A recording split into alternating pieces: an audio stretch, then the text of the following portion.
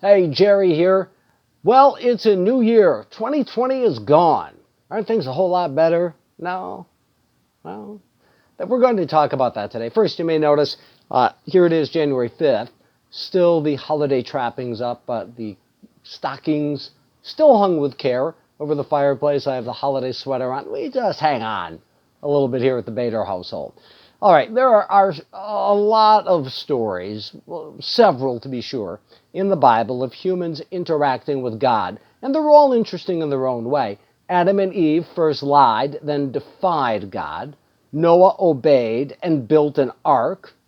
Jonah disobeyed and ended up in the belly of a whale or a large fish for 3 days. Peter walked on water for a little while till he took his eyes off Jesus. They're all interesting, as I said, in their own way. Some people obey, some disobey, some defy, some lie. But they're all of those stories, Moses' story, of course, the burning bush, and they're all interesting, they're all fascinating. But perhaps none more fascinating than the encounter of Jacob with God, the only man chronicled in the Bible to have wrestled with God. So Jacob had cheated his brother Esau out of Esau's birthright.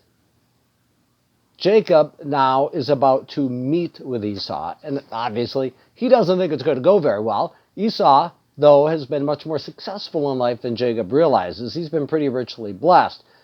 But Jacob is fearing the worst. He assumes Esau is going to try to exact revenge. So Jacob tries to develop a strategy to thwart that, to have the upper hand on Esau, and he prays about it. O God of my father Abraham, God of my father Isaac, Lord, you who said to me, go back to your country and your relatives, and I will make you prosper. I'm unworthy of all the kindness and faithfulness you have shown your servant. I had only my staff when I crossed this Jordan, but now I have become 2 camps. Save me, I pray, from the hand of my brother Esau, for I am afraid he will come and attack me, and also the mothers with their children.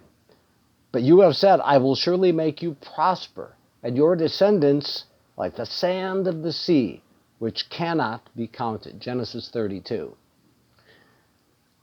So, the servants, the family, they go, and Jacob stays.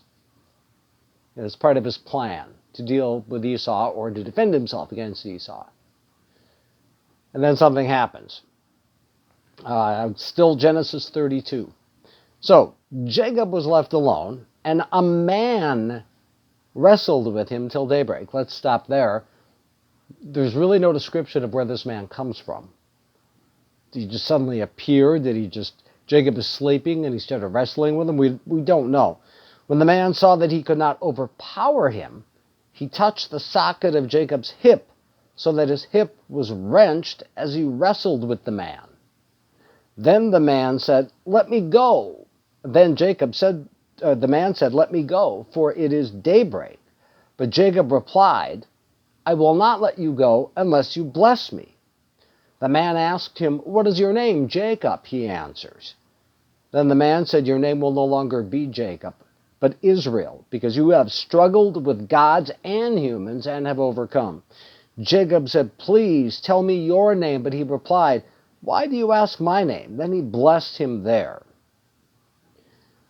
What a stunning sequence. A man appears. Bible commentators disagree on whether this man was an angel of God or Jesus himself, but he was of God. And he says, you have wrestled with God.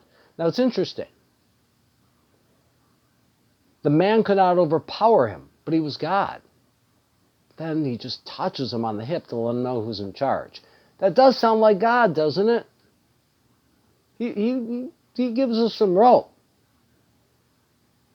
He gives us some rope. Usually just enough to get ourselves in trouble, right? But then he's there. And he lets us do that, and then he shows us he's there, and that he's in charge. Now, it's God, it's Jesus, it's an angel of God. He could have overpowered Jacob. He chose to let Jacob go. But also, at the same time, show him, yeah, You know, I could stop this anytime I wanted. I'm just saying. But he didn't. And Jacob, bless me. That's just wow. There's about all you can say about that. And God, through that person, whoever they were, does. Since I first learned this story, I thought, man, wrestle with God.